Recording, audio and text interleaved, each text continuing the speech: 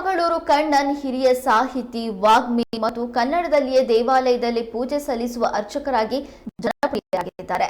ಕನ್ನಡದಲ್ಲೇ ರಾಮನ ಅರ್ಚನೆ ಮಾಡುವ ಚಿಕ್ಕಮಗಳೂರಿನ ಕೋದಂಡರಾಮ ದೇಗುಲದ ಅರ್ಚಕ ಹಿರೇಮಗಳೂರು ಕಣ್ಣನ್ ಅವರ ವೇತನ ವಾಪಸ್ ಕೇಳಿದ ಸರ್ಕಾರ. ಅಲ್ಲದೆ ಅವರಿಗೆ ನೀಡಲಾಗ್ತಾ ಇರುವ ವೇತನವನ್ನು ಕೂಡ ತಡೆ ಹಿಡಿಯಲಾಗಿದೆ.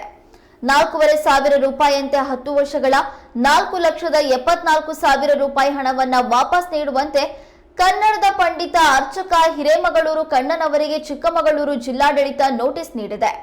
ಹಿರೇಮಗಳೂರು ಕಣ್ಣನ್ ಅವರು ಕಳೆದ 50 ವರ್ಷಗಳಿಂದ ಚಿಕ್ಕಮಗಳೂರು ಹೊರವಲಯದಲ್ಲಿರುವ ಕಲ್ಯಾಣ ಕೋದಂಡರಾಮ ದೇವಾಲಯದ ಪ್ರಧಾನ ಅರ್ಚಕರಾಗಿ ಸೇವೆ ಸಲ್ಲಿಸ್ತಾ ಇದ್ದಾರೆ. ಇವರಿಗೆ ರಾಜ್ಯ ಸರ್ಕಾರ ಪ್ರತಿ ತಿಂಗಳು 7,500 ರೂಪಾಯಿ ವೇತನವನ್ನ ನೀಡ್ತಾ ಇತ್ತು.